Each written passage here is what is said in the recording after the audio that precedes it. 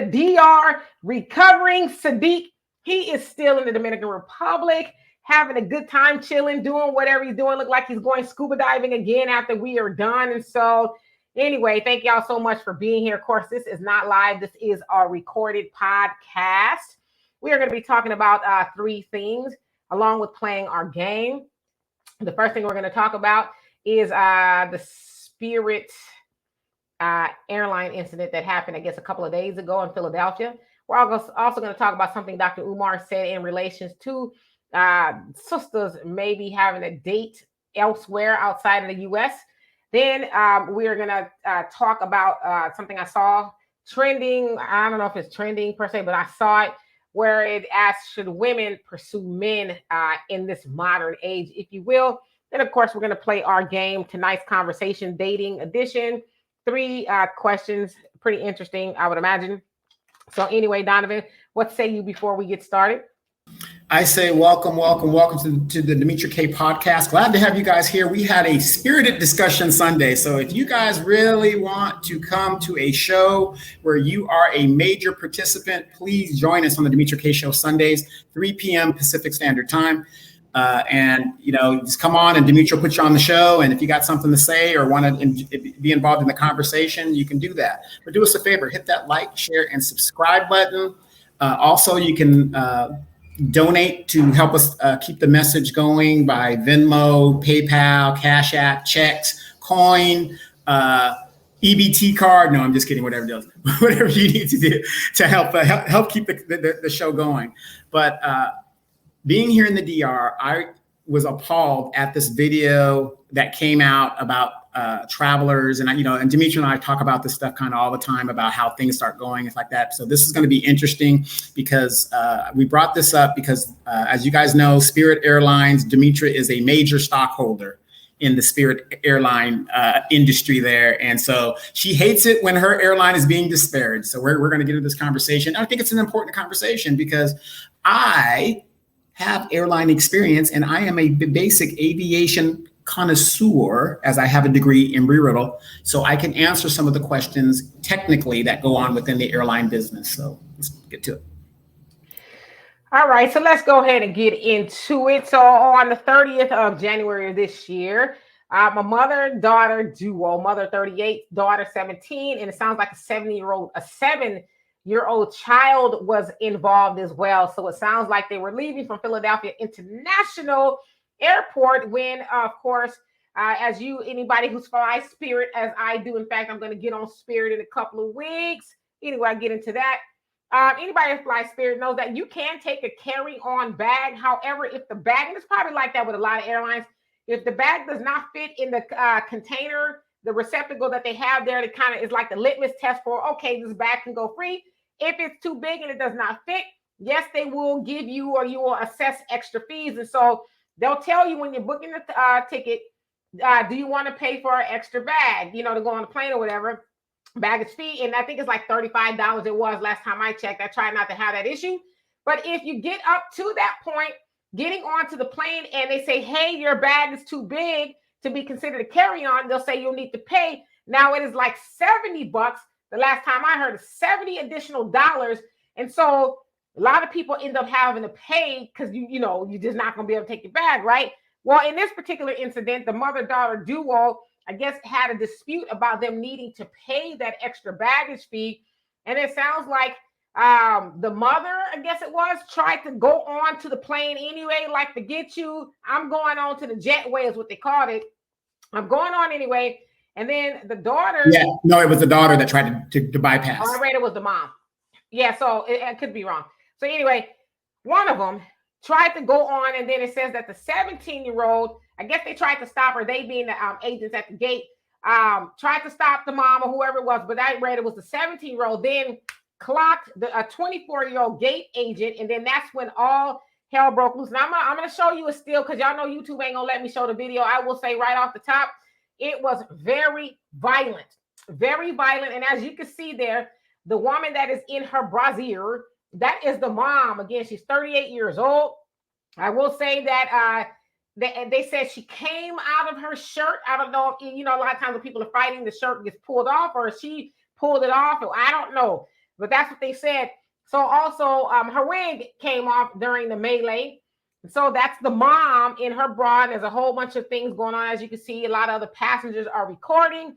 A lot of passengers said at first they didn't know what happened. They just heard this violent fight go on. And it's also said that the 7-year-old little boy, which I guess is the son, if I'm not, or I guess maybe it's the mom's son because the daughter would be too young. The son also was in a melee, and I guess he was throwing haymakers too. Then they said a couple of moments later, he left out of the fight crying. So I don't know if he got hit as well, but the 7-year-old son got involved in that melee. As of this point, no arrests have been made on any side, but it said that the one that sustained the injuries is a 24-year-old gate agent. I guess she got a scratch or something on her face and her eye from the fight. But there's a lot to be said about this. I saw this yesterday and I was horrified. I was appalled. There's a lot of emotions going on, but I won't discuss it just yet. I'll let Donovan take over from his opinion. But again, very brutal melee, simply because they did not want to pay the extra baggage fee, and it turned into that. So Donovan? Yeah, you pretty much summed up a lot of stuff. I was very, very shocked that when you have a melee or a fight at the airport, you're looking at possible federal charges and local charges, depending on what kind of agreement that they have and what was going on. The plane also was delayed 1 hour because of this incident that was going on and all this other stuff. Now, Demetra, in a situation like that too, if you go to most airlines places, it's cheaper if you're going to have a checked baggage like that. It's not going to make the measurements, and they tell you what the measurements are on most websites. So you can measure the bag. You can go to Walmart, and they got specific bags that are built to the the standard airline specification. So usually, in general, you're looking at if you're going to check a bag or whatever. Let's say just let's say through Spirit, like it's like $63 if you do it online, and then if you get to the airport at Spirit, it could go up to $100. Depending on what airport you're at and whatever, because you got to understand it's a weight and balance issue. So sometimes you might be at an airport, depending on what kind of plane it is, and they only charge you $50. But then you're on another airplane, same airport, and they charge you $80 because it's a weight and balance issue in regards to the technicality of being dealing with the airlines and stuff like that. But again, shirts come offline. Now, notice in the picture, somebody's recording it instead of trying to stop it. And, it's just a sad situation to where something as simple as paying this little fee, this thing happens. And, it's almost like these airline employees are like the old postal employees back in the day, to where they're just coming to work mad, and then they're going to end up fighting, and all stuff's going on. Now, a couple of weeks ago, remember Sha'Carri Richardson, the track runner? She had an incident on a plane that delayed a plane, and they asked her to leave, and, all this other stuff. And it was just a big, big mess. People got to understand, because of 9/11 and the stress of flying for a lot of people, because a lot of people aren't used to flying and doing these things. People get very, very nervous when commotions happen at airports. So, we really gotta really be calm when we're there. And, it is what it is. And, and if you can't deal with that thing, because what, Demetra, you're almost the next CEO of Spirit Airlines.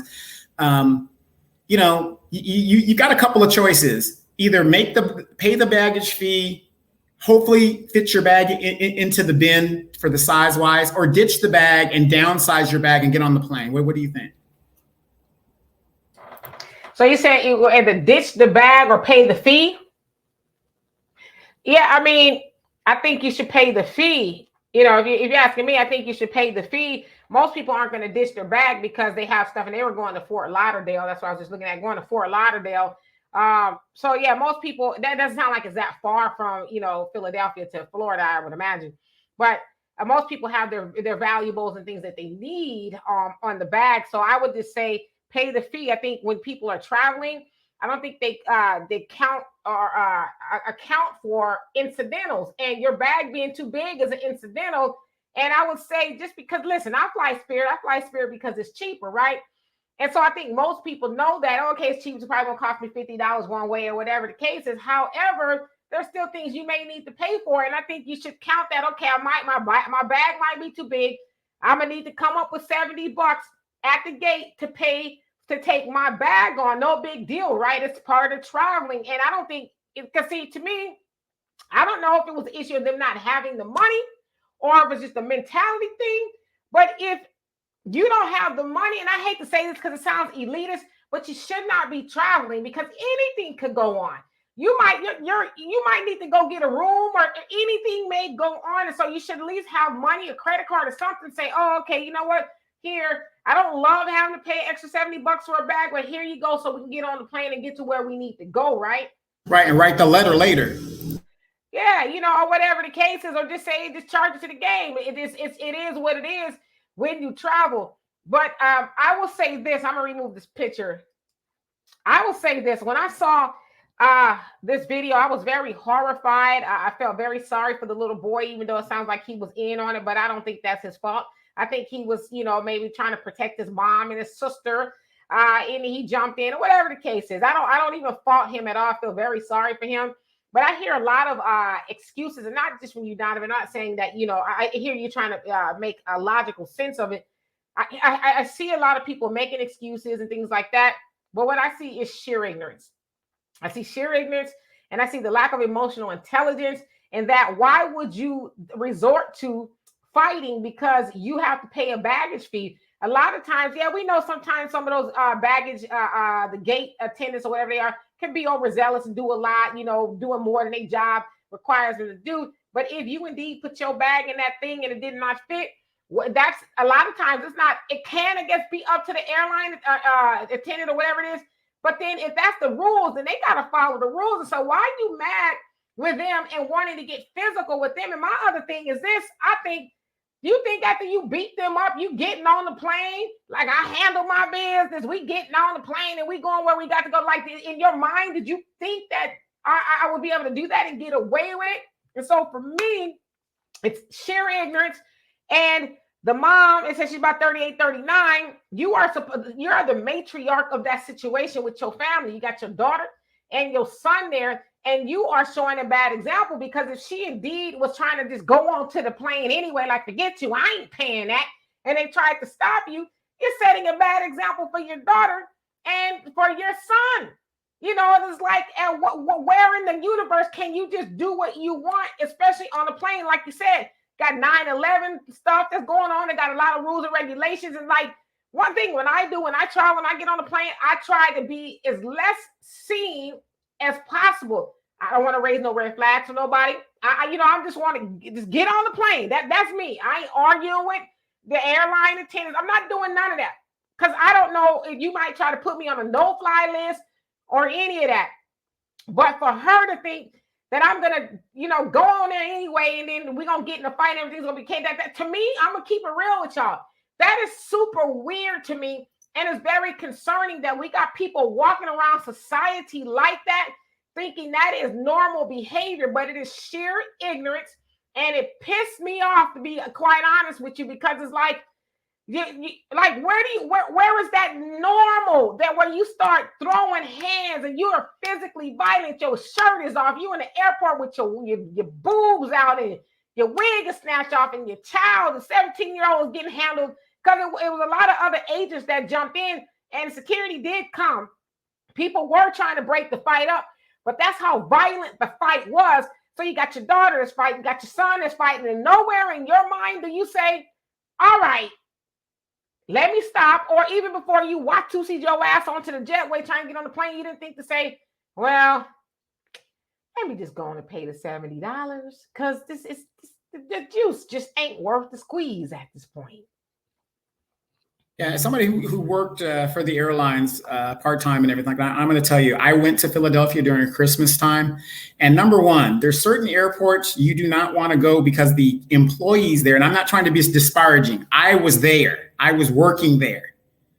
Philly does not play, okay? Philly people, their mentality, you ain't going to sass a Philly employee, no matter what airline it was, they're going to throw hands with you. Like you said in the article, they were quick to defend themselves, the employees to defend themselves. They were quick to do it. It's Philadelphia. I arrived in Philadelphia when I was doing a quick assignment there. I was there for 3 months with the airlines. And I arrived with my Dallas Cowboy jersey on. That's something you do not do in Philadelphia, and you plan to work in that particular, airport. But I'm joking about it, but that's how serious it could be. But here's another thing. Like I said, and I'm not sure if the woman maybe checked the bag. I don't know. But a good example is like when we went to Africa, you and your daughter shared a bag, and you checked that big bag that put all your incidentals, all your stuff that you're going to need in that big bag, and you shared it and had one cost. So there's all kinds of ways you can cut corners. But ask yourself this. It is the discretion of that particular airline person to either waive the bag fee, whatever. But do you think she's going to waive the bag fee? You all up in her face and doing all these other things and whatever. And I have been in airports watching Spirit employees, and I'm seeing ladies throwing their clothes away so they could get the bag to fit within the thing. And it's really unfortunate that happens. I think I was in Las Vegas, and I went to the agent and I said, man, just cut her a break. And he's like, no. And, and I understood what he was saying.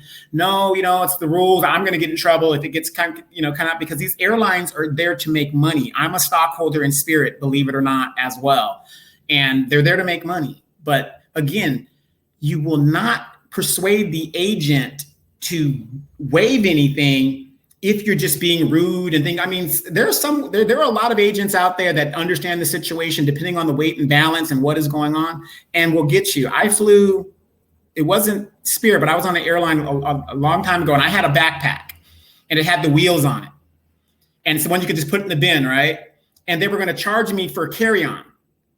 There was a kid that had the exact same backpack. They didn't charge him, but they charged me. So it's really at their discretion. Was I going to sit there and argue and blah, blah, blah, blah, blah? I pointed it out, because the lady said, well, the only reason we charge you because you have wheels. I was like, well, that doesn't make, I think it was Frontier. I was like, well, that doesn't make any sense. I said, he has the same exact thing. You didn't charge him a bag. So, but I brought it to their attention, but to sit there and argue and be mad with them, no, write your letter after the fact, and then hopefully somebody will reply. Yeah, and that's true. I mean, and I also know that if it has wheels on it, then yeah, they can consider that actually, more than you're supposed to be getting away with for free. But yeah, I mean, like you said, write a letter or whatever the case is, but just be prepared to spend a little bit extra money if you're not in compliance. So come on, let's keep it real. You knew damn well when you packed that bag that you wasn't going to be in compliance. You thought you was just going to skedaddle on by and wasn't nobody going to say nothing to you. But even that somebody did say something to you, why did you think it was appropriate to get physical or even argue like you're going to walk on the plane anyway? It's like that is it. Like I'm speechless. Like when I saw that, I had so much to say right now. I can't even really just formalize the words because what I really want to say is not appropriate for here. So I'm really trying to find the words, but I think people like that need to have their rearrange in a worse way. I really do, because you got children that are watching you, and those airline employees, they didn't deserve that. They're doing their job, and you are so unruly and so just a horrible human to where you're going to affect the atmosphere, everything around you. Now, if she acts like that at the airport, I would almost bet everything I got that she acts like that everywhere. She acts like that at home. She acts like that at Walmart. She acts like that at the bank. She acts like that everywhere. She is an out of control, big mouth, usurping, can't tell me what to do. I'm in control of everything everywhere I go. The Barracuda. How about that? Yeah. But the funny thing is, and think about the ramifications for that little incident. People have connecting flights they've got to make. I mean, you're inconveniencing a whole group of people. And maybe you don't care because you don't care. But the point is that puts the whole system in a bind, because now you've got people that are going to be delayed. Now because you didn't want to pay the bag fee, this person missed their connecting flight. Now they've got to get a hotel and pay an expense because you didn't want to pay that simple bag fee. It's just it's an unfair system, but it's a system. If everybody works together and deal with it, it can work. But I got a question for you, Demetra. Let me say this before you. I hold your question. I wanted to say this. It wasn't about the bag fee. It was about an ignorant individual who did not want to be told what to do outside of what she already had in her mind that she was going to do. She is more than likely a person that cannot take instructions or be told what to do, because she seems like she got that "you know who I am" mentality. Well, I mean, you're flying spirit, sis. So if you was all of that, you'd have chartered the plane and you can bring whatever you want on that mug. But it was, I just want people to understand that it wasn't about the baggage fee. It was about y'all, little girl, because the airline employee that got messed up was 24. In her mind, she's probably like, "Little girl, you ain't gonna tell me what to do. I'm going on this plane anyway." So it had nothing to do with it. She's just a horrible person that I don't. This is gonna sound probably gonna get in trouble. But what man? This is why I be on y'all men's behinds when y'all talk about women. What man? And I don't know if she got the same baby daddy. I would just probably venture that she don't, because I couldn't imagine a man sticking around twice to give her a baby. But what man in their right mind lays down with a woman like that? Like, I don't care how big her booty is, and like I said, I'm probably gonna get in trouble. But who putting the seed up into an unruly woman like that? And I bet you she might got a man because maybe he's too scared to leave. I don't know. But this is why we have to be very careful of who we are procreating with, because I just can't imagine. But again, I just want y'all to know that wasn't about no airline fee. It was about her thinking she was more important in the larger scheme of things than somebody telling her what to do. Right. Well, again, not everybody is a Donovan Saadiq. Okay. And I was in the Seychelles. They knew who I was when I came on the plane. They know. Okay. And a little insight there. But, I just want to tell people this too. This is the thing about discount airlines. All right. And D, I need your response if one is warranted in this. If you are lucky enough to go on a Spirit and get a 3 people, a $120 ticket, you don't think that there might be a trick to that $120 ticket? You know what I mean? I'm don't worry, they have cheap prices and you could probably make it, but this is how it's built in. You're a captive audience. Once you pass that security and you got that one bag that might not meet the size requirement, because I have friends that know how to travel and they make those bag things and they're flying around for $100, $60, whatever they're doing. So with that information there, when you see a ticket that is that cheap, and it does cost that cheap, you better go check that website to see the parameters, because once you get past that security, you're a captive audience. You got 2 choices: either pay the fee or don't get on the plane. As I always say, if you can't break the rules if you don't know them. You get on Spirit Airline or whatever airline you're flying and find out what the rules are, what the stipulations and all of that, and then you can figure out if you're not going to do right, see if there's a way to get around. I'm not advising that, but at least know what it is. But everybody who's flown Spirit or any, like you said, budget airline, that, a bag is not included unless it's a carry-on, and you can get around that in certain ways. But if it's not, be prepared to pay and, pay your fee and go sit your ass down and buckle up. It's just that simple. But yeah, I can go on. I'm going to give you a real-time example. Coming here, I would rather pay the $30 bag fee one way and $30 back and put a bunch of stuff in there and just have my free carry-on and walk on. To me, it was cheaper to do it that way versus just having my usual roller and just, try to make the I wasn't going to do that. I said, you know what, let me take everything I need. I brought my, swimming gear, everything, that I would need. Let them check it. I was good. Absolutely. Just pay the money, So anyway, let's get on to the next topic. We're going to listen to Dr. Umar. He has something to say. Here we go. Based on the numbers, I'm pretty sure it starts off kind of even and around 18. It starts to decline, and around 30, it gets out of hand where we're at, say, 7 to 10, 6 to 10. Mm-hmm. But when you factor in unemployed, homosexuals, people who stay at home, we could argue it's probably 4 to 10. Mm-hmm. So with those type of numbers, plus incarceration. Mm-hmm. So with those type of numbers, don't you think it's reality for women eventually to look to other races for men, even if you don't condone it? Mm-hmm. But it just seems like a realistic approach because there's just not enough men. And I want to go against the I know you're going to mention polygamy, right? But the only reason with polygamy, due to the income of a lot of black men, I don't know if there'll be enough black men making enough to take care of numerous women, unless you redefine polygamy where the women are taking care of the men. And so weird way, but I want to hear what you have. Good question. So do black women have to consider dating outside the race since there's not enough men available for them, and the ones who are available want a woman outside of the race? I would still be against it. I would say that the black woman can go north to Canada and get her a black man. She can go south to Central America, more than enough black men down there, more than enough black men in South America, more than enough black men in the Caribbean. I think she has to broaden her horizons, but I don't think she has to go outside of her race. And honestly speaking, I think it would be to her advantage to do so. And the reason I say that is because in America, we have had the economic emasculation of the black man, where women have been put in charge of the leadership of the community.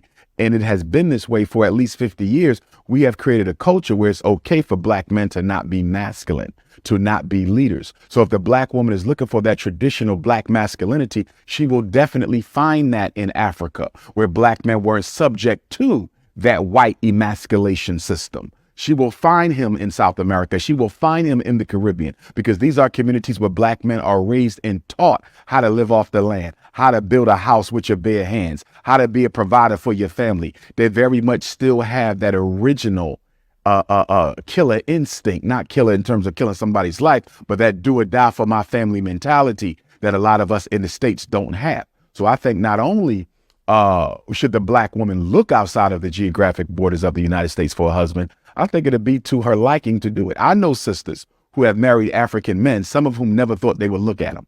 They were not attracted.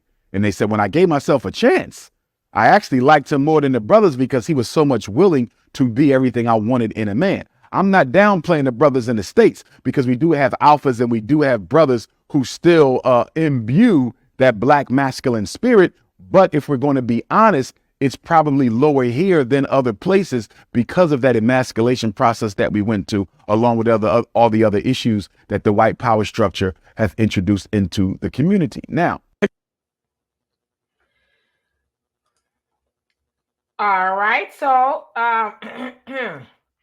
that was Dr. Umar, and he was actually I saw it on Voices of the Ancestors Instagram, so I'm not quite sure if it was their original interview, but that's where I saw it, so I want to give them credit. Voices of the Ancestors. So of course, we basically heard the interviewer asking him questions that should black women think about dating outside of their race, or black men in America. And he named a couple of reasons. He says homosexuality, he says incarceration, lack of economics, and a couple other things. He said staying at home. I don't know quite what that means, but maybe he's just not working.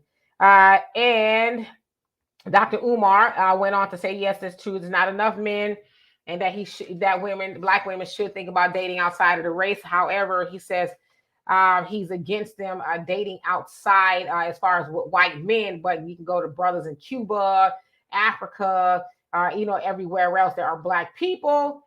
And, basically he likened it to broadening horizons. Yeah, there's not enough men here to do that. So yeah, sure, go look out in those areas. And he also said that black men in America are not, and I'm just kind of put it together, not leaders as they used to be, I guess, kind of saying, but he said there are some not really traditional, which kind of made me raise an eyebrow.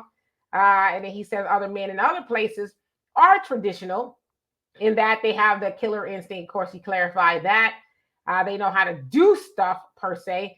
Then, as you also heard, and I didn't play that part, but the interviewer asked him about polygamy. And he says, of course, with the way it is now, shouldn't women, the way it would operate is I guess women would have to take care of two men or something like that. Or I don't know, the women would have to actually take care of the men actually. So later on, he says, yeah, because, Dr. Umar does talk about polygamy. He says, however, a lot of women ain't going to want to do that. And he says, I don't blame them. I wouldn't want to share my mate either. And also says, well, the way it is now, a black man cannot afford to engage in a polygamous relationship because that as a man, you were taking care of both households. It's not just about sex. It's about everything else to make that relationship functional. So Donovan, with what you heard, what say you?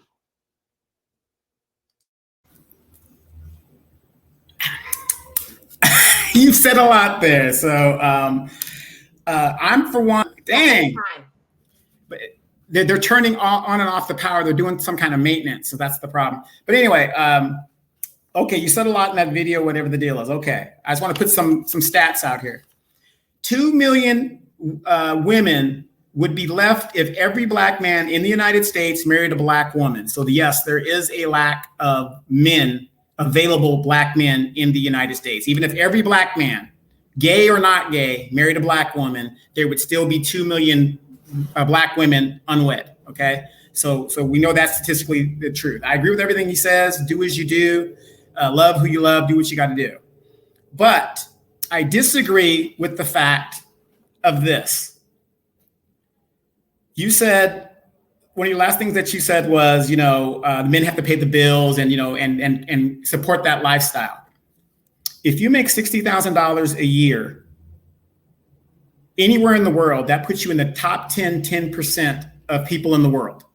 Okay, so if there is a certain criteria of monetary effort that a man must make to support a woman, in 60-something% of countries outside of the United States, yes, those men are traditional, but they're not making $60,000. So according to the requirements of some women, I can't say all, some women, if he's not making that requirement, because we hear time and time again, women talk about, oh, I need a man that makes 6 figures. I need this, I need that, I need these things.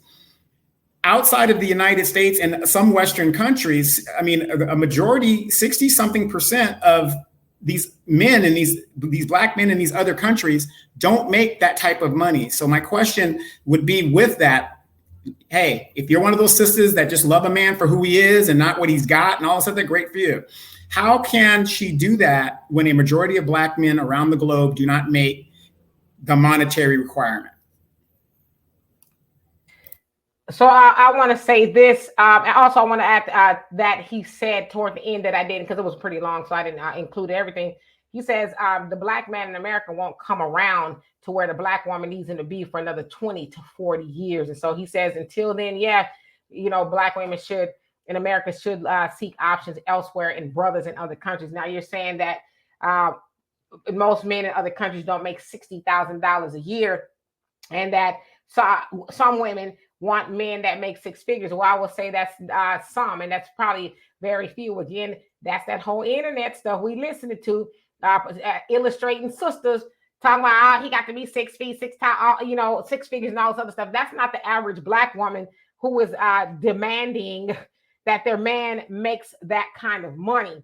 So I want to say that off the rip. But you're saying, how will a woman survive? Well, just like the passport brothers are going over to other countries and they're supposed to stay there and stay with that wife, the same thing will be true for a Black woman that's seeking a man, unless that man comes over here, but let's not get it twisted. There's a lot of men in other countries who are very well off and, and making money. Not all of them are villagers that are, spearing their fish with a stick. There's a lot of men that are making enough money.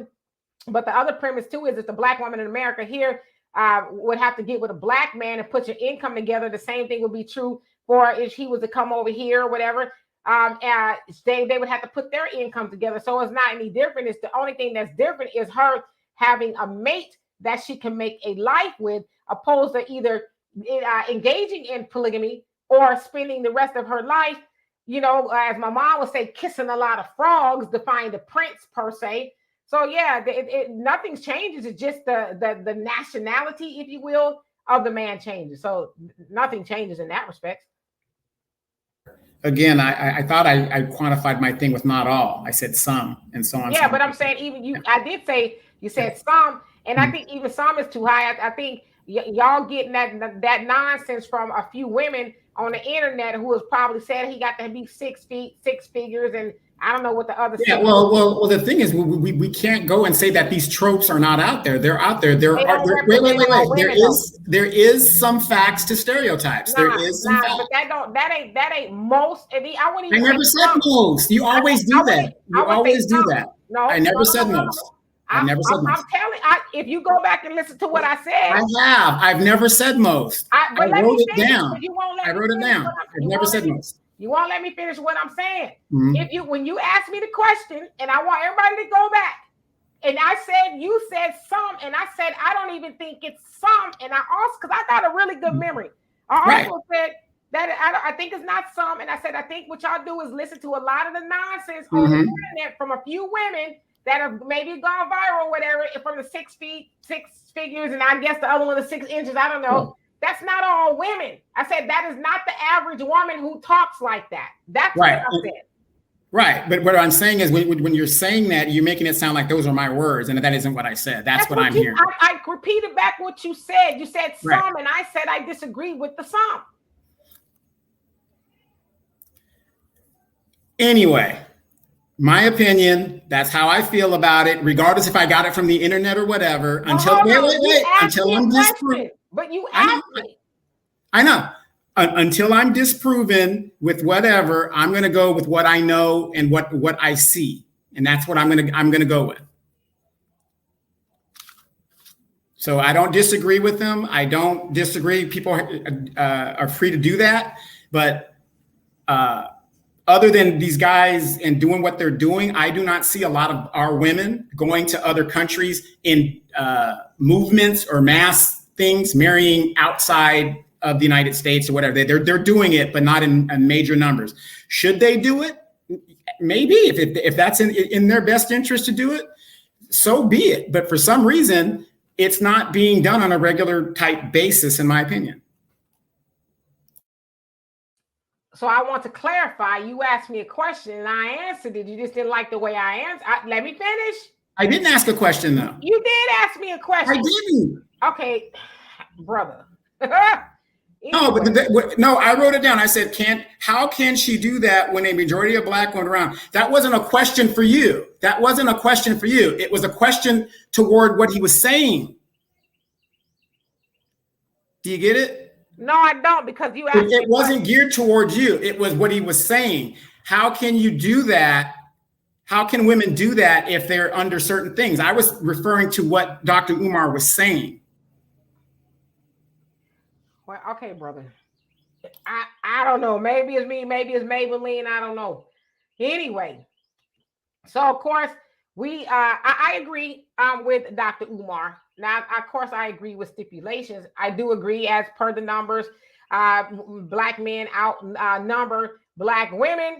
So yeah, it's like, as I said, either the woman is going to have to die alone or she is going to have to look at other options. I'm not one of those women that say that a white man is an option. I would never date a white man ever, ever, ever, never, ever. And I would not date another man who is not as black. So I guess what I'm saying is I'm not going to date an Asian man. I'm not going to date a Hispanic man. He's got to be, like a brother type of thing, right? But yeah, I agree with that. I don't think that any woman. And then I want to also clarify this too, because there's a lot of good women out there, a lot of good black women that just have not been, some people say, lucky in love, really through no fault of her own. Now, should she have seen some red flags and things like that? Yeah, sure, we could charge that to the game or whatever. But as far as her, we talk about women who are just blowing through good men because she's not a good woman. We ain't talking about her. We talk about good, deserving black women. There's plenty of them out there, me being one of them. I think unless she's lucky in love here and that doesn't happen, I think she should explore her options in finding a brother or having a brother find her, because we want to be clear, having a brother find her and thinking about making a life with him. I really do. But also I want to say this to women, okay? And I'm not saying all, and I'm not saying some. I'm saying those who may be listening to this and saying, men in other countries, they're really traditional and they don't want you to submit, because as Dr. Umar said, a lot of those men in other countries, they are like, no, I'm the head of the household. I'm making the money. You stay home and take care of the kids. You take care of the house. You are going to have to submit to him. You're just going to have to do that. And there's no, well, I don't want and all that. Nah, he going and I feel like I got to qualify this too. Of course, he's a good man, because I know somebody saying, well, what if he ain't a good man? And then that's your fault for being with him. You know what I mean? But you're going to have to do your part and submit to him. Either whether you stay over there or he comes over here, however it works. there's things that you have to do and realizing that you are in. As let's keep it real.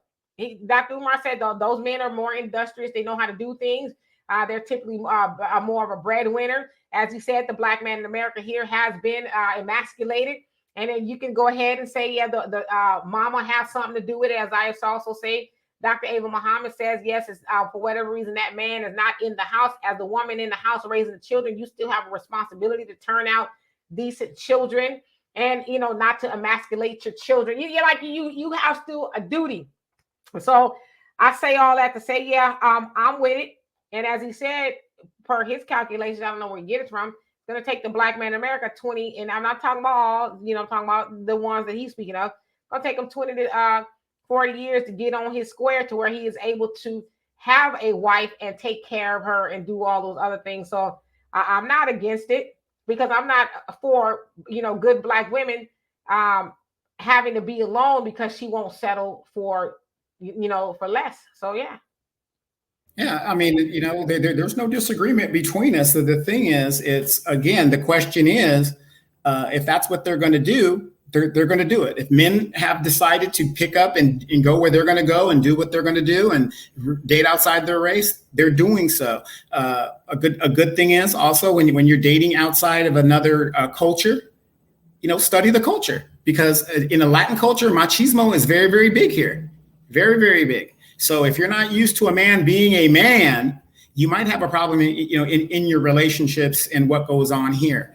A lot of men are talking about traditional women and submissiveness and stuff like this. Submissiveness is not slavery. So these guys that come here with these attitudes of something they saw on an old Ben-Hur movie with Charlton Heston and all that other stuff, that isn't the real world. That is not what's happening here, whatever. Doesn't mean, you know, she's a slave or anything like that. But in other cultures, you know, especially around the world, a lot of women are raised to be traditional. They have no problem cooking, cleaning, whatever. And if that's the thing and that's the kind of woman you want, go for it. Are there women that do that in the United States? Absolutely. There are women like that in the United States. There's something for everybody. But again, we have to be realistic in our take. You know, you got people that come to these countries that, in my experience, when you go to other countries and you make a conscious effort to assimilate into the country, they really do appreciate that. Even though you probably sound ridiculous trying to speak Spanish or whatever the language, they'll laugh and whatever and still try to help you out. So that'll get you in the ball game. But ladies, let's just be real. Men, there is a shortage of men all over the world. So if you take all of the men and you marry them up, there's still going to be way more women in the world than there are men. So the competition is fierce. And so if the competition is fierce, you got to come with the tools to seal the deal if that's what you want to do. There's a lot of great men out there. I mean, Demetra's been dealing with El DeBarge for 30, 40 years now. He finally clicked on that light when she said something. It made her day. So, but you got to bring the tools. In all seriousness, you got to bring the tools to close the deal. You know, there are some people that just don't ever want to be married, and that's fine, and that's okay too. But if you're one of those people that want to be married and you can't seem to find it over here, and you go over there and you find something great, that works out too. But just like I tell dudes here, if there's certain things that are beyond your control. You can't control how tall you are. That's just genetically how you're going to do. Women have some here in the United States, they have some really delusional requirements in some cases. Who's got to be 6 feet? Some of that's delusional because there's no way you could control that. Okay, there's no way you could control that. But then again, guys, some of you guys have delusional thoughts as well. Oh, she got to look like Beyonce. How is she gonna look like Beyonce and you look like Beetlejuice? Remember the little midget Beetlejuice guy from the Howard Stern show? You look like Beetlejuice. You know what I mean? We got to be realistic in the things that we want in the world. But there is somebody for everybody. You want to know why? Because God made it that way. I'm glad you clarified that delusional stuff, because I was about to go there with you. So anyway, yeah, I mean, I don't hate it. I don't think it's a bad idea. Like I said, I don't think anybody, man or woman, should die alone, especially if they want to be with somebody. I don't think it's fair that they do that. And if your man or woman may be somewhere else for the time being, okay, so be it. Yes, but as I said too, I prefer to be with an American, black man. I believe that there's a lot of good black men out there in America. So I'm personally one of those that's not gonna give up hope. However, I'm 51 years old. I ain't gonna wait too long. You know what I mean? I ain't gonna wait too long. But anyway, quick question though. So if you're not going to wait too long, then what's the solution? Well, if I'm not gonna wait too long, then yeah, I would entertain dating a brother out, in a different country or something like that. I wouldn't have a problem with that. So, that's the solution for me. But yeah, I'm not one that wants to die alone. You know what I mean? So I'll just keep it real. All right, so here we go. Here's the next one. Moving right along. As I said, I saw this on the internet, and it asks this question. It comes from Daily Wrap Up, I think it is, but we'll see. Here we go.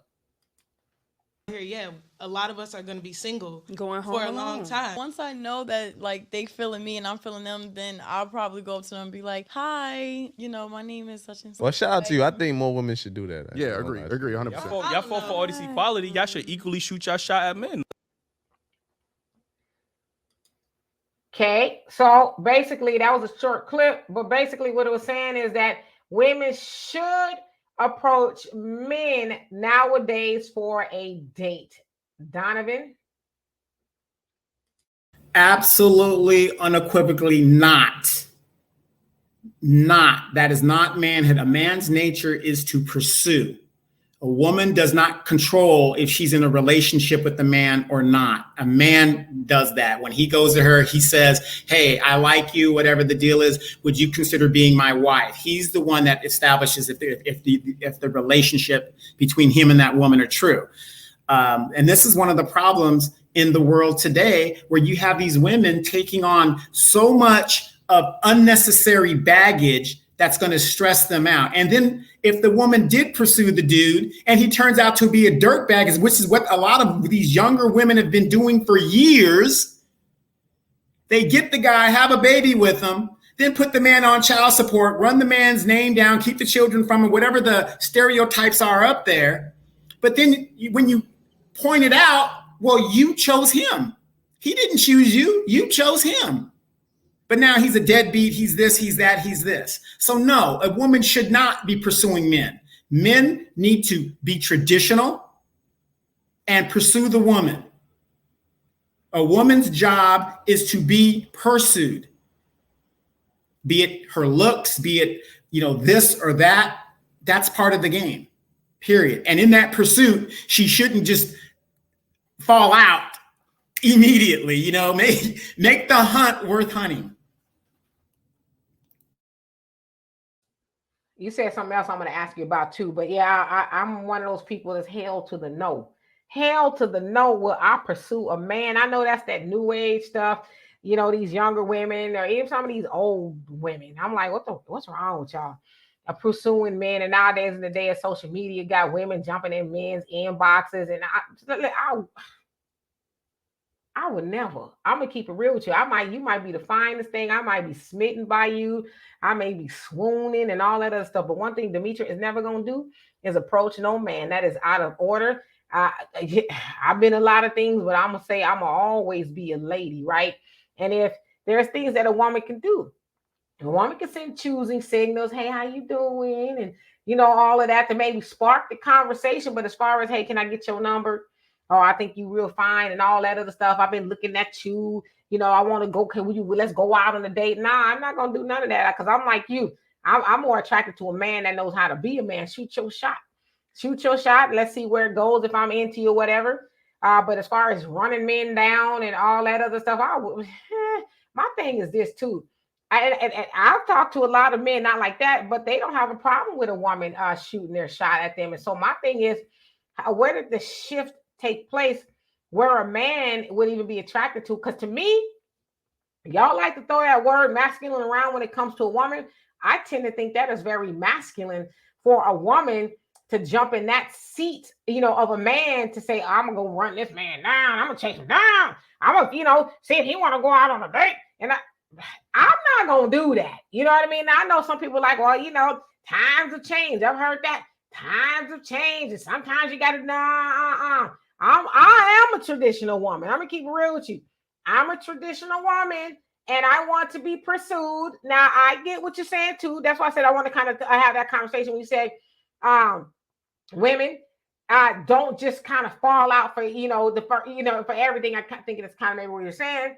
Let the hunt go on. And that's true. But I would say as a lady, if you are not into that man, cut it off right there. Don't have him chasing and chasing and chasing and chasing. And you know he ain't, there's no way that he is going to catch you, right?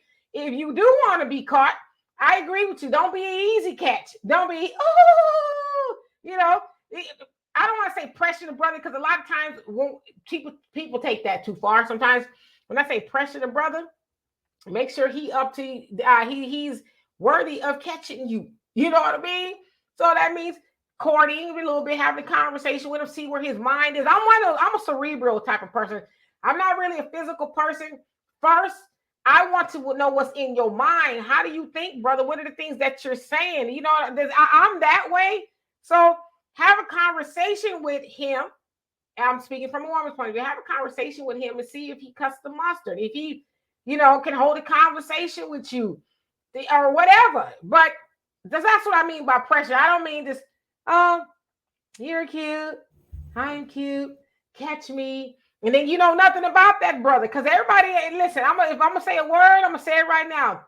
Everybody, I'm talking about men and women too. Women, everybody is not worthy of catching you. And men, some people just need to keep on running. You know what I mean? So those are the things that I think about, but I'm not hell. No, I always see these women and okay, they're, let's say a situation happens and you find out she doesn't really know anything about that man. Oh, well, we just hooked up and blah, blah, but now you're pregnant by him or whatever. Well, where does he work? Oh, well, I really don't know. Well, how long y'all been dating? Well, when I see him, he cut, you know what I mean? And it's so sad that there's no pressure requirements put on the men to be men. And when I look at that pressure thing, I'm talking about being vetted. Vet the man. If I'm going to stop you and say, hey, let me get your number. Okay, yeah, here's my number. Everything's, you're vibing. You guys are vibing really good. And then, hey, well, where do you work? Ladies, you should be writing this stuff down. Because when you take them to child support, they want to know where he works, what address is that. It makes it a lot easier when you fill out the paperwork. I'm just saying, in the connotation. I mean, I guess, right? But yeah, now, if I can impress upon any woman out there, and I would just say, don't chase no man. Don't pursue a man. I know there's a lot of these soft dudes out there. Yes, I said soft, and y'all can be mad with me or your mama, whoever.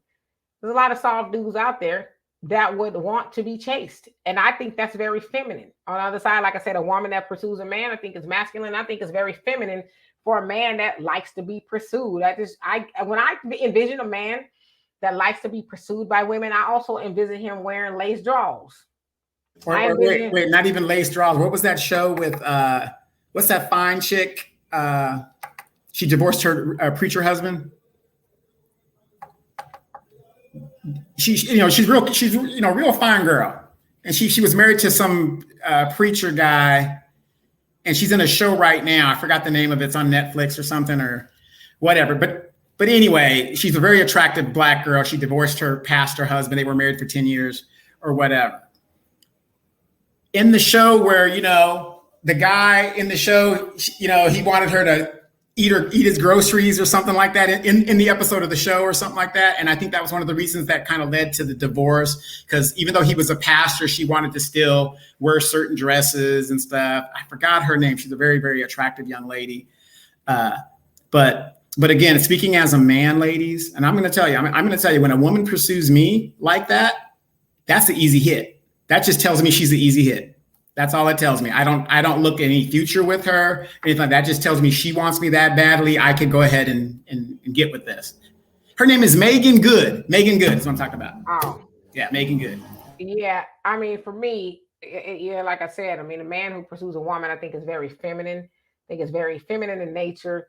And I envision him walking around the house in negligees. I mean, I just do, So me personally, I find it very attractive for a man to pursue a woman, because for one, I'm like, okay, he got a little confidence, whatever the case is.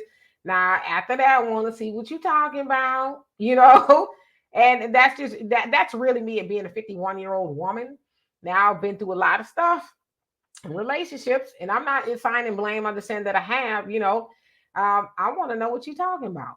And I not only what you're talking about, I want to see if any of your actions match up to that. Because we know people can say anything. You know what I mean? So yeah, I would never, ever, ever. Did I say never, ever pursue a man? I won't. Not gonna do it. And the funny thing, I was watching a video a couple of days ago, and one of the ladies, she was an older lady on the show, and she was saying that regardless of the advice that is given, leave the Bray Ray and the Pookies alone, and the Nays and the Tay-Tays and all like that. She goes, it's to her, she does not understand, as intelligent as Black women keep saying that they are and all this other stuff, they keep making the same mistakes generation after generation.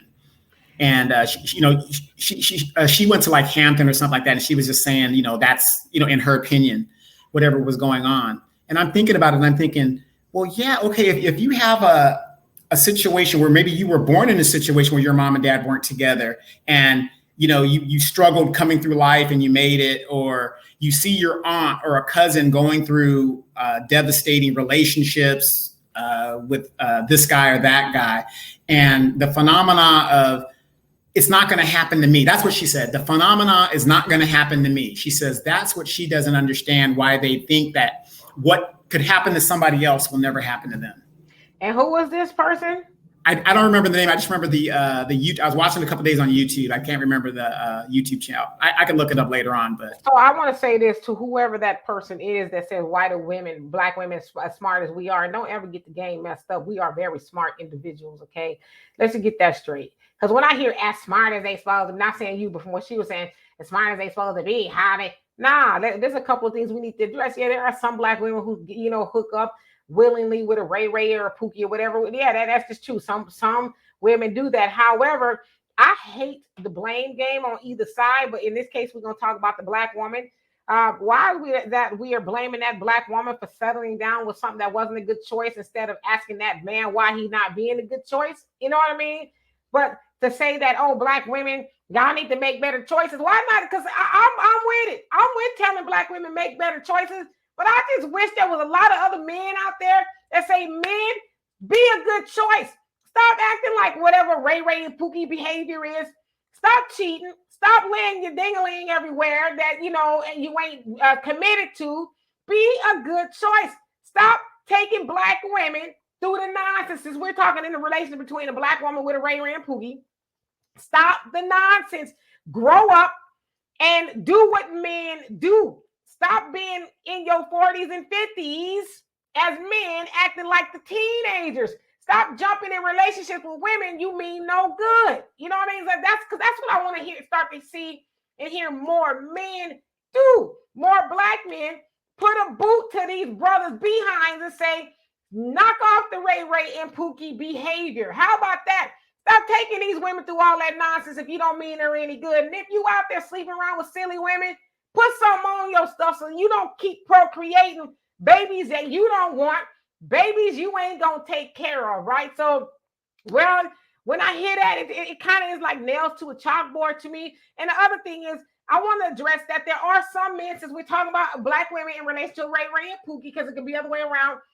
There are some people who are chameleons in that they are purposely purporting to be a good man, but they are not a good man. And so when I hear, because I don't know a Black woman that has been in a relationship with let's say a bad man, we'll just say that for, because that could be a lot of things, but bad man, I don't know any sister that said, well, yeah, I knew he wasn't no good. I knew he was going to cheat on me. I don't know no sister said that. Most sisters I know that got in a relationship with a man, she talks about how much she loves him. Oh, he's such a good person. He treats me right.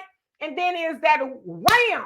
And then that sister get put on the hook for, well, you didn't know. You didn't know it. And why you didn't do that? A lot of those cases, those sisters been with those men for a minute. It is not something they was with, for 30 days, 6 months, whatever. These are with men that they've been with for some time. And so there's some people who are chameleons and they are purposely portraying to be somebody that they are really not. But my thing is, brother, if you are pretending to be that, why not just be that? Well, I'm going to tell you from a man's point of view, a man checking another man is not going to happen because the testosterone is too much. It does happen in some situations, but usually it doesn't because it doesn't end up in a good situation overall. It does happen in some situations.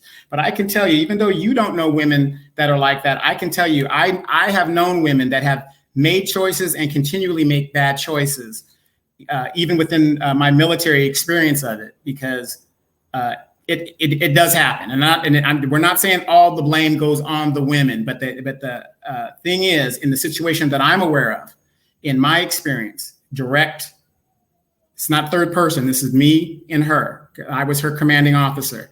I can tell you the bad decisions that this person made over and over again ended up putting her out. And I'm just saying that was just that particular situation, but it does go on. That's what I'm telling you. For whatever phenomena, maybe she was just too young or whatever, but it does happen. Well, I got a pushback question for you. You said that, you're not going to check another man because of testosterone. And I agree with that, but you can't check your sons. You can't check your nephews. You can't check your cousins. You can't check your homeboys. You don't have that type of rapport to instill. And then that's just take it home.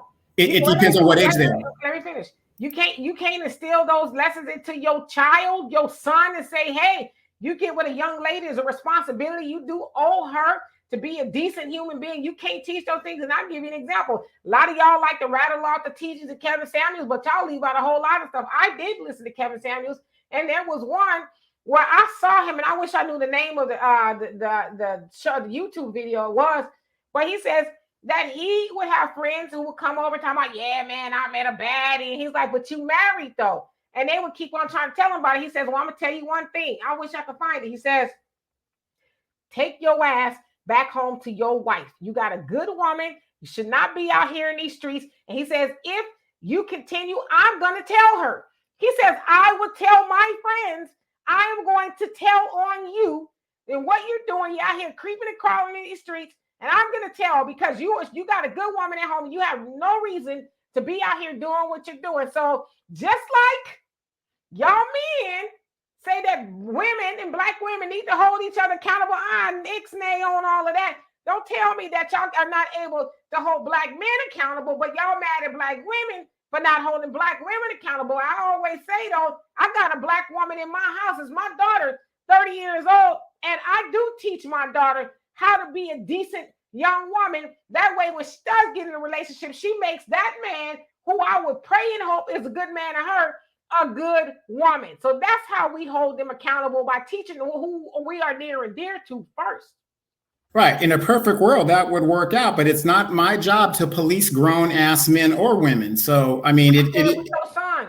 I said your son, the people you can influence. Well, like I said, speaking for myself, I'm 53 years old. My oldest son is 30. My other one is 26 now. You missed what I said. I said you raised them that way. Right. Well, again, I'm not a grandfather, so I can only police.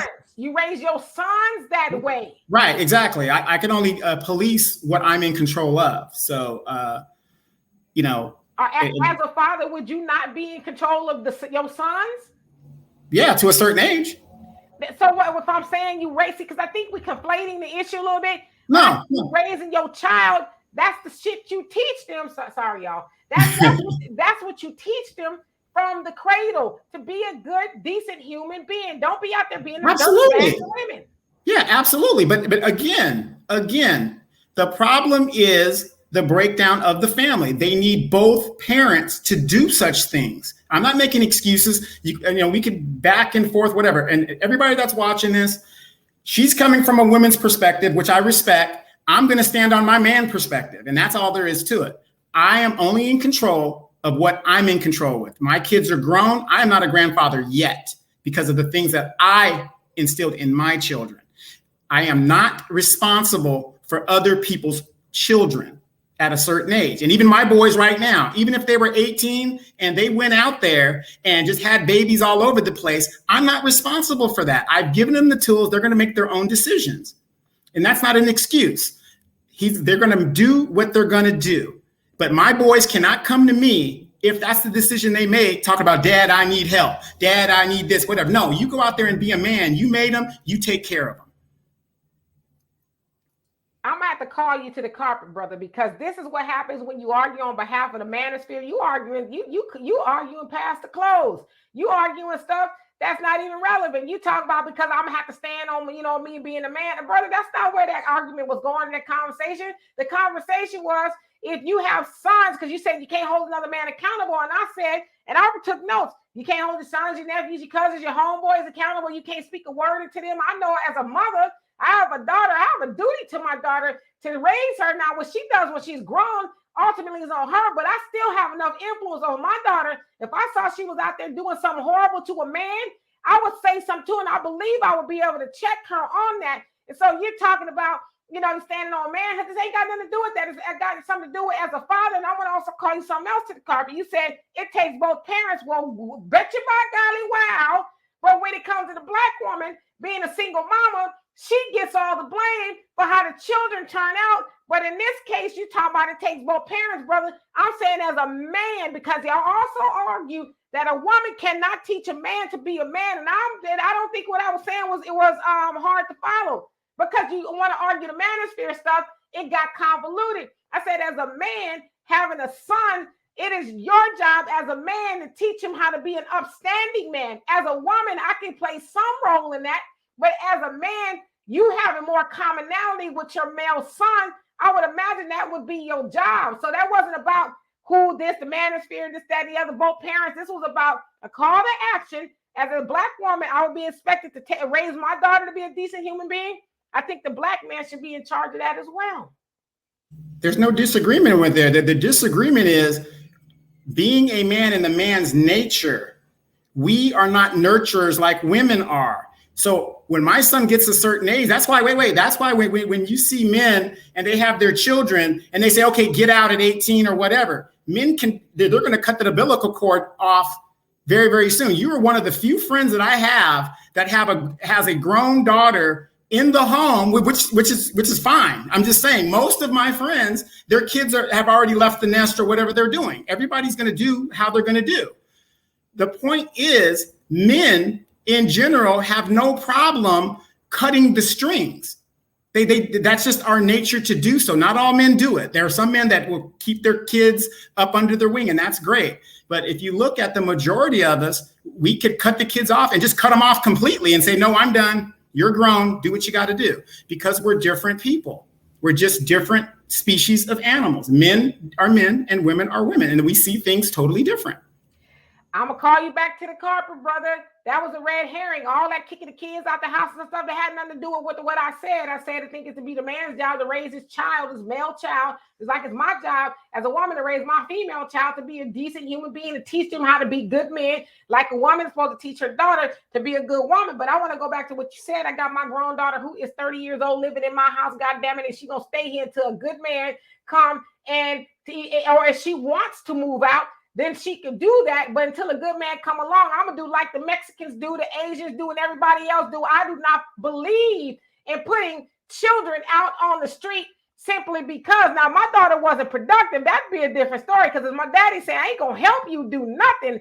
But I don't believe in putting our children, especially our girl children, out on the street to struggle, because what happens is then they start hooking up with different men to try to survive, especially if you a no good ass parent. I'm gonna say that with my chest, because I really feel strongly about this. You're a no good parent and you didn't teach your children survival skills in the first place, and you put them out the house, then yeah, you set them up for the vultures out there. So yeah, my daughter's here. She's gonna be here until she get ready to leave, or until she get a man that is suitable enough, wants to go make a good life with her. But I'm not apologetic about having my daughter here at all, because as long as she's here, my daughter is going to drink of me. She's going to get the wisdom, the knowledge, and the education, everything she needs to be a good woman, not just to a man, but to herself, and be able to function fully fully until she gets ready to leave. And so I'm, like I said, I'm very passionate about that because I hate to see us especially put our children out there to struggle. And as I always say, you didn't like when you had, not you, but in general, you didn't like when you had to get out there and struggle. So you're going to kick your children out to do the same? No other race does that but us. Right. Now, again, I love your passion. Again, I didn't say what you're doing is wrong. I just brought up the fact. Yeah, I know. I'm just going to clarify that what you're doing is wrong. I wish more people would do that. But unfortunately, the majority of us, that's how we roll and that's how we do it. And it is what it is. Men can cut their things off and they're just done. Like I said, it's a phenomenon that's going on. It isn't like the old days where they can just go out there, have a high school education or less than a high school education and have a nice career. People are still pulling from the past and trying to apply applicable things from the past till today. But the bottom line at the end of the day is, yes, we should be raising this and we should be raising that. But unfortunately, that's not happening in our communities. And until we get that back and we start doing those things, there's going to be a constant division in the Black community. And matter of fact, in the Western world, it's a phenomenon. It's not just a Black phenomenon. It's in a lot of cultures, especially in the Western cultures around the world. And I will also say it is happening. It's just not happening. There are parents out there raising their children to be good people and not even just good people, but good mates. You know, there's people out there raising them to do that and telling them, hey, you know what? Maybe you should do this and that, A, B, C, and D, you know, type of stuff. And I would say proudly about my daughter, you know, my daughter's very intelligent. My daughter is not one of those women that's going to allow a man to run roughshod all over her. She learned early, you know, and she knows her worth. She's not going to, she dates, you know, or try to talk to men. But when they be on that silly stuff, she's like, nah, I'm not even going to waste your time to, you know, don't waste mine. Let's go our separate ways. And so, you know, I'm raising a daughter that will, and I'm going to say this, and not just because she's my daughter, but any man that get with my daughter is going to be very fortunate. Y'all not going to get one of those women out there not telling me what to do. My daughter's very smart. So in mental department, she can hold her own. So I always say, and I do know that, you know, one of the, not one, because I don't want him to think that she out to talk to a bunch of people. The gentleman that she is talking to now knows who I am. He says to her, is your mama Demetra K? And she says, how did you know that? So he knows what he's dealing with. Oh, he watches the show. Damn. I don't know where Run! No. I don't know where he's seen me, but so he knows that she's not no dummy. You know what I mean? So that I kind of like that he knows that he's not dealing with this old bobblehead out there that's just looking for a good time. He's entertaining a woman who is like, all right, I'm looking for a suitable mate as well, but these are the standards that I have. So, you know, I know some people probably like, oh, your daughter's 30, she's living at home. So what? I'd rather have a daughter that's living at home that's 30 with no children, no, you know, not out there doing all the hot girl stuff. She does a little bit because she's young, but nothing major. Y'all ain't gonna see her trending nowhere.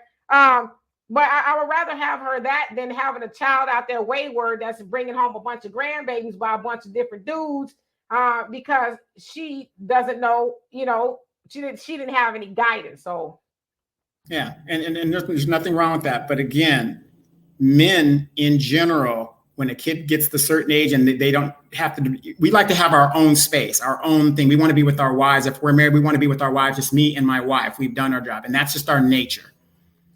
I mean, I get all of that too.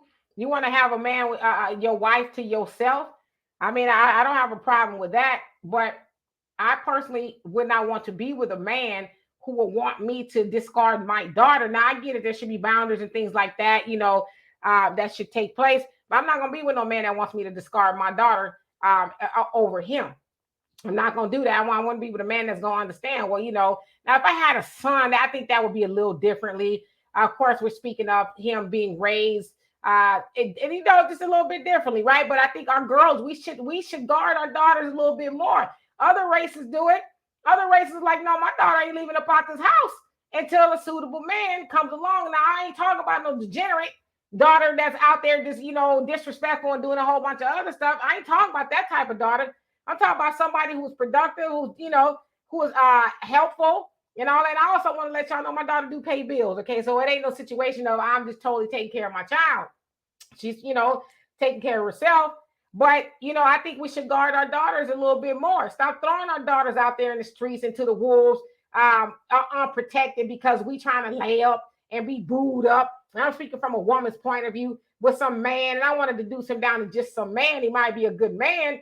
But, and again, date a man who is like, oh, okay, I get where you're going with that. But see, I'm the type of person too, at this age, I'm not going to be shacking up with no man, okay? Anybody I get with from this point, he going to have to be my husband. And I would imagine at that point, my daughter has, been married and all that other stuff too. So, I mean, there's levels to it. But as far as you as a man, you don't want to be with a woman and you want her to choose you over her child. I get that the man should come first, but we talking about if that man is my husband, yeah, that's a different story. But if you just, bluster from around the way and you coming up with, nah, that ain't going to happen. So let me ask you this question, just real quick. Okay, you meet a man. So when is a suitable time? Okay, I can understand if she's a child. I can understand a child under a certain age or whatever. But at 30 years, okay, she's 30 or whatever it is, like she's basically a grown woman right now, which is fine. You run your household. But my question is this: I don't know how to say it without triggering you, because you're passionate about it. You meet a man or whatever, okay? What man? And I'm just, I'm just trying to figure it out. If I ran across a woman like you and she has grown children still in the house, that would be a problem for Donovan. That's what I would. Do you know where I'm going with that? Yeah, I know where you're going with that, and I'm not going to be triggered. But Donovan would not be an option for me. And first of all, I'm not going to put my daughter out the house for no man that ain't my husband. First of all, right. No, it wasn't about putting her out. I'm just saying, did you see where I'm going with that? But my thing is this: don't worry about my daughter. Worry about me. You don't live with me. You don't live with me. I'm not saying you, but I'm saying any man. You don't live with me. Don't worry about my daughter. You courting me. Unless if my daughter was a problem and getting all of that's a different story. And my daughter is not like that. First of all, but until you get to the point of you calling yourself my man, and for you to call yourself my man, we're going to be having to walk down the aisle and just keep it real. I am not out there dating anymore. I'm not entertaining men just to be having a drink or whatever. I'm entertaining a relationship in hopes of being married. Now, when we get to that point, and like I said, if you are entertaining me, don't focus on my daughter just yet. No, but it isn't. But let's say you're dating this man. Everybody's getting along fine, whatever. When does the conversation come up of, hey, we're trying to get together. I'm trying to get together with you. Deanna's great and everything like that. How do you move past that? That conversation comes up when you have made your intentions that you trying to, because first of all, like I said, and you're not listening to me, it ain't your business what my daughter's doing if you ain't my man. If you're not having that conversation with me, as far as we getting married, what my daughter is doing ain't your business. Okay. I'm just trying to figure it out if it was in that situation, because if you meet somebody and that, if I can't have that conversation until we're on the marriage road, how would we even get on the marriage road? Brother, why would you be having a conversation with me about my daughter and you ain't had a conversation with me about me in the future? Well, I'm saying that we've already had that conversation about the future. Then from that point, then we can talk about that. But if you haven't made your intentions with me, don't worry about my daughter. And I'm dead serious about that. I'm gonna keep it real with y'all. Some people might say, "Oh, Demetra very territorial." Yes, I am very territorial. And anybody would tell you, I ain't never put no man that was not my husband in the front, my daughter in the backseat for no man that's not my husband. Because I don't think you as not being my husband, or somebody, I'm not even gonna say somebody who wanted to be my husband, like put a ring on there. If you're not my husband, now of course I'm talking about when my daughter was a lot younger. I never entertained putting no Negro in front of my daughter that wasn't my man, or even my husband. That's because everybody I've been with has been my man. But somebody that's not my husband, no, I'm not putting my daughter in the backseat for you, ever. And I dated men that I'm glad that I've never done that for. Because what we end up doing is we end up scarring our children by choosing people that have not chosen us. So that's why I'm saying that we're not going to, don't have that conversation with me about my daughter until you made your intentions clear. And as I said, I don't have a problematic daughter, and I don't even want to date a man that would be cool with me kicking my child out the house to be with him. I wouldn't even feel comfortable being in a relationship with a man like that. And I also say there's different strokes for different folks. If you don't want, I'm telling this to men or even women, you don't want to date a man or a woman that has a child, whatever, living at home, then that ain't the man or the woman for you. Keep pushing. Straight up. Because I know men that don't want to date a woman with no children, regardless of how old she is or the child is. And so go date a woman that ain't got all that going on, but don't try to put a square hole in a round peg. Well, I want to be with you, but I don't want to be with the kids. And I'm not saying that man is a bad man, but just if that you see it ain't going that way, then don't try to make her a bad person. But as I said, I just think too many of us are comfortable with discarding our children for some, penis and vagina, especially if you ain't married to that. And I'm telling you, man and woman, don't put your children in the back for a man or a woman who has not been clear with you that they want to be your man or woman. Because that, to me, that almost goes in the same line with you being with a man or a woman and you allow them to put their hands on your child. See, I've never been with no man that I allowed to put their hands on my child. And even with my daughter's stepmom, I remember, and I know we're going to go over a little bit, her stepmom, they weren't married at the time, her dad and his wife, they lived in the same apartment complex. That's a whole long story. I'll tell you a story one day. But anyway, I was in my living room exercising, and I saw them walking up the stepway because they lived down the way. Saw them walking up, and I was like, oh, gosh, what is this conversation going to be about? So they come in, and she says, oh, he told me to spank Deanna, spank her, but you told me not to. And I said, what's the problem? She says, well, he's telling me that I can spank her. I said, but what did I tell you? She says, not to spank her. I said, what's the problem? I don't know who to believe. I said, you know who to believe. I said, because if you put your hands on my child, then I'm going to put my hands on you. And she says, oh, okay. I said, so why are we having this conversation, right? So the point that I'm making is there's some people who are comfortable with just having a man or a woman around. And yeah, sure, you could go ahead and discipline my child. Now, I don't have a problem with you disciplining my child in some degree. Now, of course, my daughter's drawing. I'm talking about a younger child. But you would never be able to put even if you was my husband and I had a young child, you're not putting your hands on my child. You're just not going to do that. And I say that to men too. Y'all, some of y'all get with these women that are physically abusive, and I call it abuse. If they're physically abusive to your child, ain't no cool nanny worth that. Because for one, that damages the child. Some woman that you with, and that some woman could be your wife. Yeah, I said it. That some man could be your husband. You allowing them to put their hands on your child. Now, I think that's out of line. So I think until, as I said, I'm going to reiterate it. You have made your intentions clear with me. Don't worry about my daughter. So if my daughter's not disrespectful to you, she's kind, she minds her business, she's not in the way, because there's some people who got kids and I get all of that. That what you doing with my mama? And I get that. Yeah, that's a problem. You probably wouldn't want to be with somebody like that, but you would never have that problem out of me with my daughter. Don't worry about my daughter until we had that conversation, period. So I hope that helps, and to each his own. But I'm just not one for giving men privileges they don't deserve, especially when it comes to my child.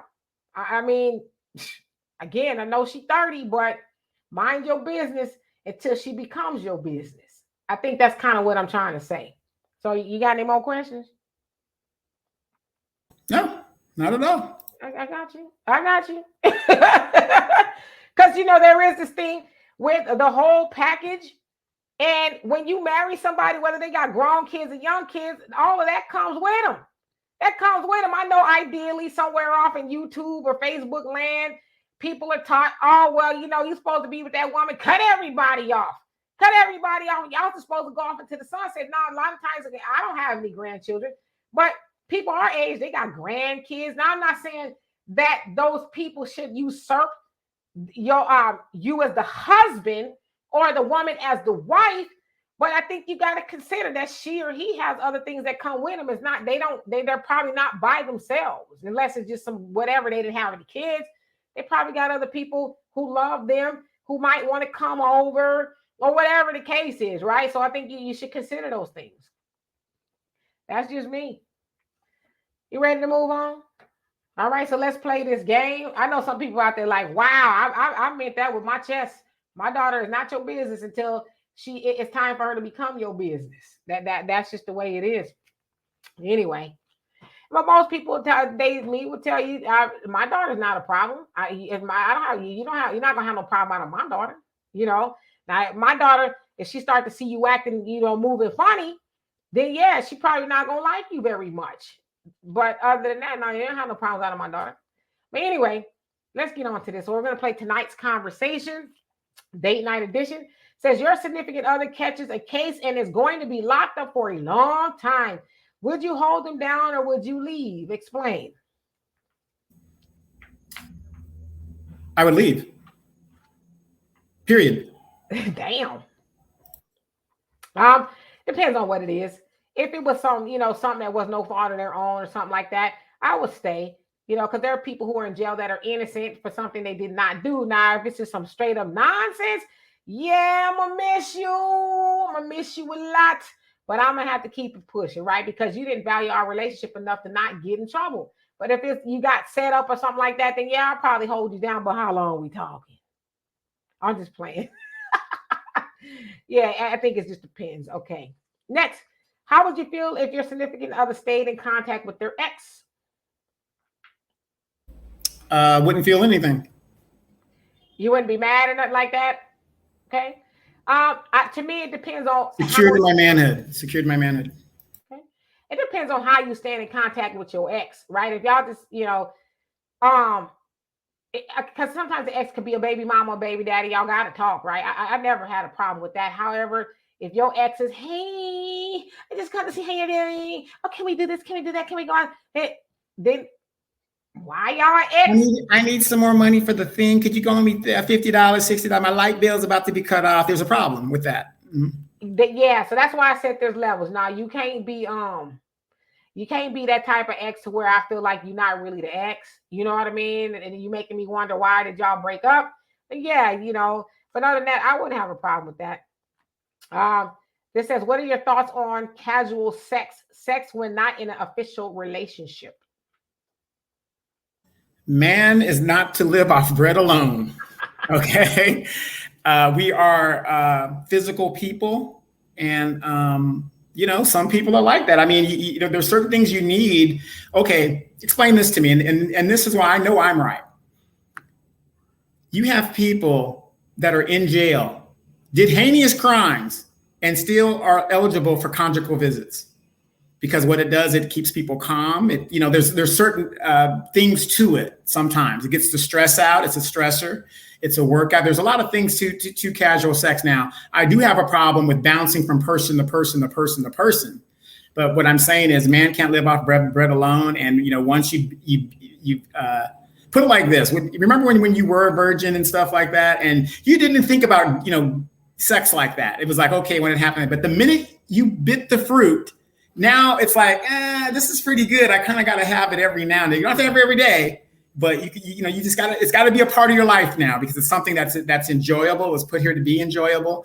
It's supposed to be extra enjoyable when you're in a married situation. But I think it's something that the Bible says if that's what you want to do, you should get married. And out here just slinging it around, that isn't cool, but man can't live by bread alone. So my absolute answer is no. I don't, casual sex is something that I've never done and I will not start doing at the age of 51, getting ready to be 52 in April. That is something that I'm not going to do. I do believe that I've always said I need to be able to call you my man. I need to know you my man, just like I'm your woman, for me to do that. But even I'll take it a step further. I'm at the age where I'm not having sex with nobody that's not my husband. It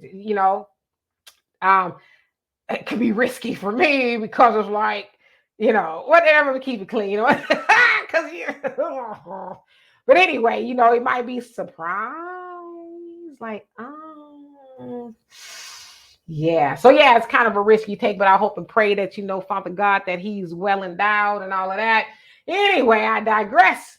But no, that's not something I'm going to do because there's a lot of things that's involved with sex.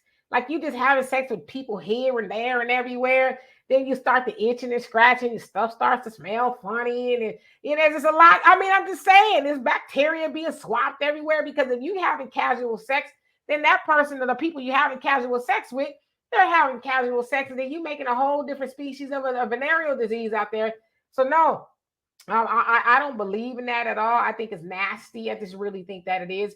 You think of the act of sex, there's a lot involved with it. It's not just we gonna lay down and ooh, okay, get up. There's a lot to go on at that. So now we need to be exclusive. There's things that you cannot get rid of out there. I can't have any kids anymore. I'm just putting that out there. I have had to change. You know what I mean? So I'm not able to produce children. But if I was, that would be a concern. I have one daughter. One daughter only. I don't have multiple baby daddies, and no shade to anybody who does. I'm just telling you. And that was another reason. I did not want to have children by a whole bunch of men, just because, right? So yeah, that's one of the reasons why I have one child. But no, casual sex is something I would never do. First of all, my daddy and my mama did not raise me that way, to be out there just laying down, and all of that other stuff. I was not raised that way. So I like to adhere to the things that I've been taught to be a respectable young lady. I'm not shading anybody who does like to freely do what they do.